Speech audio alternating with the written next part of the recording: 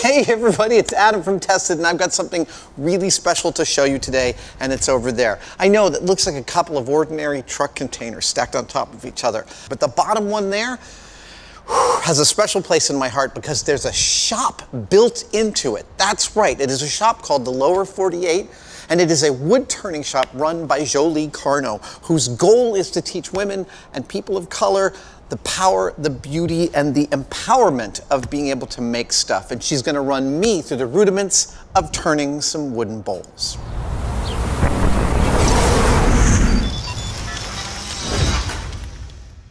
Jolie, I love that we are in a truck container that is also a shop. Give me the history. Where did Lower 48 come about? I got this container for myself originally, and then, you know, things started to change around the country, and I started to get a feeling of urgency about helping and doing something, and about feeling sort of about reaching out to people.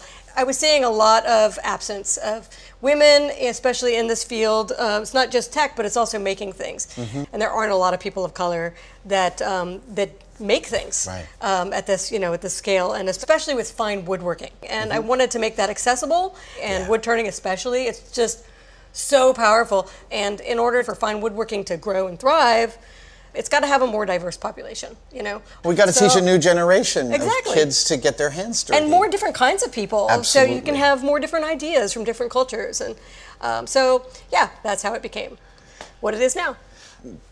Pun intended. What was the turning point for you? How did you get into fine woodworking and turning?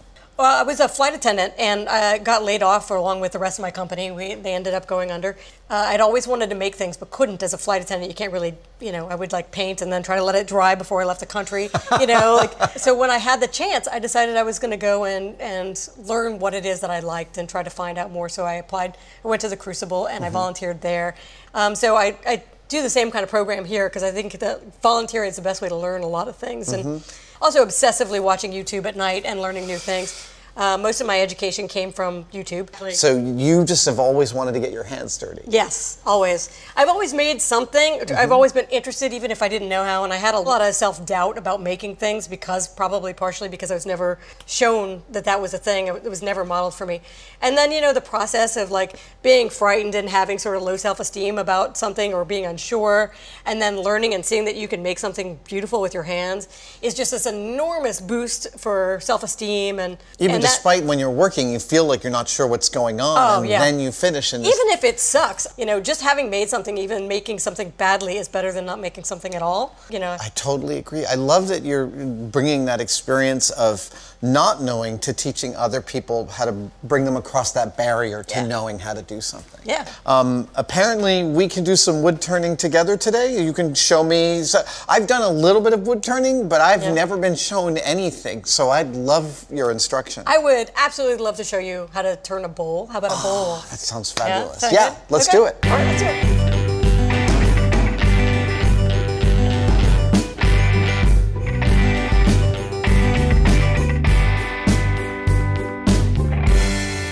So this is turning around, and then we're going to put our tools on this tool rest. So I'm bracing the tool against this in order to use a blade to make this smooth. Exactly. So we're going to be using mostly, we'll use basically two tools for this operation. The first one is going to be a bowl gouge. Okay. Any gouge, it belongs to the gouge family. It has a flute in it. Yeah. The inner part here is what does all of the cutting. Right. So people usually look at this and students will think that the shiny part is what cuts. Oh. But it's actually right on the inside edge, not on the outside edge, but right on the inside. That's critical to know if you're going to do it right.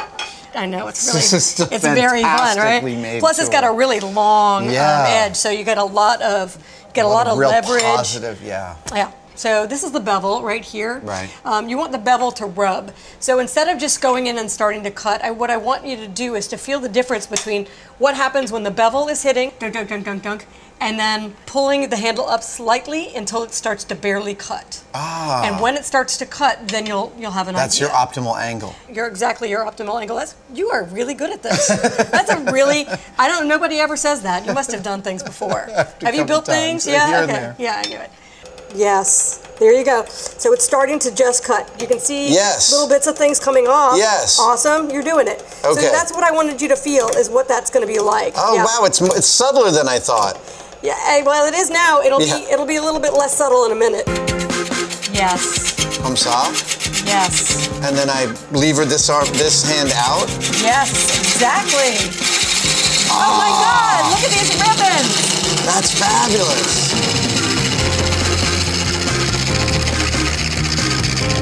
Very nice. Fantastic. That's awesome. Good. You're doing really well. That feels so cool. Isn't that great? Oh, no, it's totally addictive. And you haven't even gotten to the great part yet. Okay, so I'm bringing it into that shoulder that I've already cut. Yep.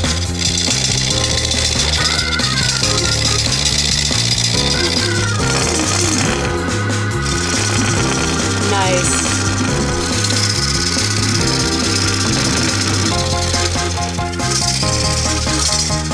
Good, keep doing that.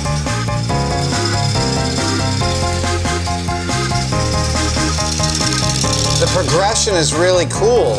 Yeah. You get into the part where it starts to feel really, really good when there's no more sharp edges to go through.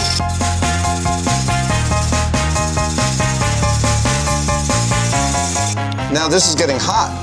Yep. So if it gets too hot, sometimes I'll put tape on, put a little tape on if it's burning too much. You'll just develop a really thick skin there. I have calluses on my fingers, but not on my palms. Yeah. So good. So now now that we've got it around, the next thing to do is make a tenon that we're going to stick into a chuck, then round the bottom of this. Oh, okay. So this will be the bottom.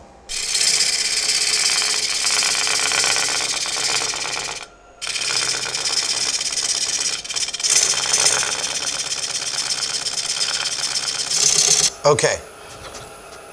Beautiful. All right. And then I test. Dude! Perfect! Really? Unbelievable. Oh, that's awesome. That's kind of a miracle, really, right there. Take it off of the lathe, and you're going to mount it into the chuck, and then screw the chuck onto the lathe here. Onto the okay. Ooh, look at that. Yahoo! You're not going to scrape, you're actually going to kind of row in. Oh. Yes, but gently and with just the tip. Yes, more gently than that a little. Good. All right. Oh, now, wow. Good. That's it. Now slide your whole hand down. Wow. Yes, and you can remove that material. Wow. This is the part that's really addictive. Oh my goodness. Right? Jolie. I know.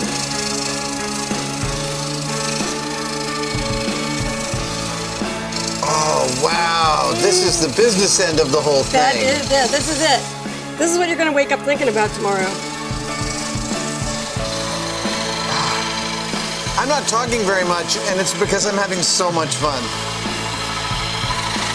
Okay, so clearly... That's awesome! Clearly there's like a couple more hours in this at least. Yeah, I mean, when you're first learning, it takes a little while. I don't think I'm going to finish this here, but I do believe that this is a similar size chuck that I've got for my little wood lathe. Great. So what I'd love to do is take this back home and eventually do a one-day build back in my shop with my wood lathe, finishing out this bowl. Perfect, that's great. My gosh. I understood the rudiments of this, but these little things about the relationship of the angle of the gouge and how this is moving and the sound is really an amazing exercise in like bringing all that stuff together.